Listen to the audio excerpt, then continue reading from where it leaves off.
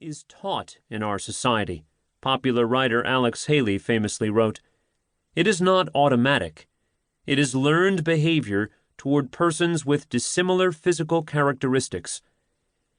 To paraphrase Barack Obama, paraphrasing Nelson Mandela, children are not born racist.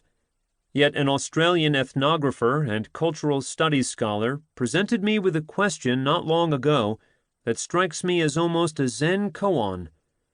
Why is organic non-racism so hard to find in the world?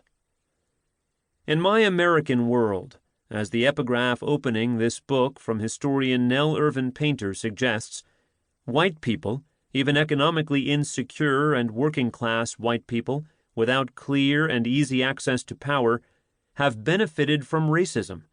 That is just a large-scale, systematic, and historical fact in regard to housing, schooling, employment, structures of wealth acquisition, and our legal system. I also think it has been damaging in some deep ways, just as holding on to a set of lies and illusions over time can bring about spiritual suffering and mental illness, setting forth, to borrow a phrase from Antonio Gramsci, a great variety of morbid symptoms.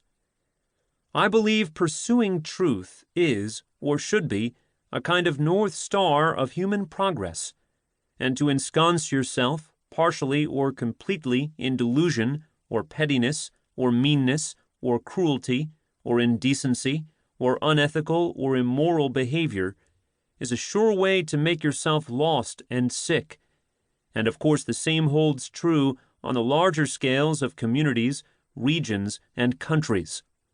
It is statistically true that most Americans, across races and ethnicities, don't know that after the Civil War, after the Civil Rights Acts of 1866, citizenship rights, and 1875, equal treatment in regard to public accommodations, after the 13th Amendment against slavery and involuntary servitude, and 14th Amendment, equal protection under the law, and 15th Amendment, voting rights to the United States Constitution, the hope during Reconstruction of promised equal rights for black citizens, former slaves, and their offspring was shown to be empty words and toothless laws only.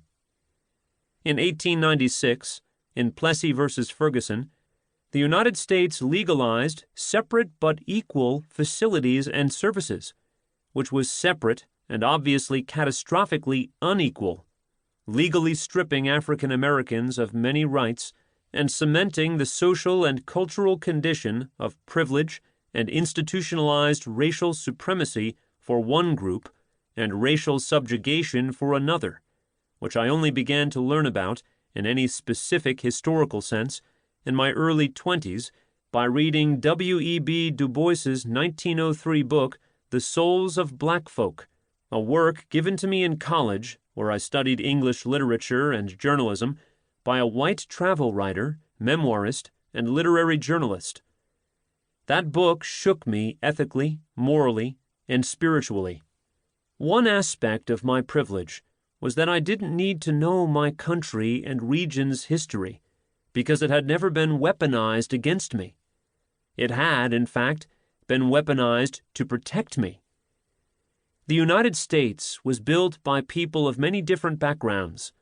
The land was colonized beginning in the early 17th century and then conceptualized in the late 1700s as a nation by white, male Europeans on Enlightenment notions of freedom and liberty, of Christian morality, of cleansing through punishment, and of redemption as both possible and sought.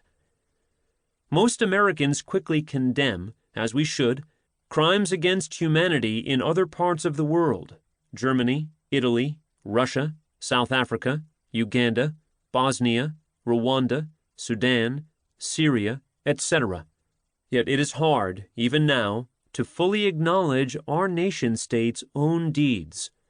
The state of Texas, only one example of whitewashing as common practice, doctored its required high school history books in 2015 to suggest that slaves were workers remembered fondly by landowners for their songs and folk.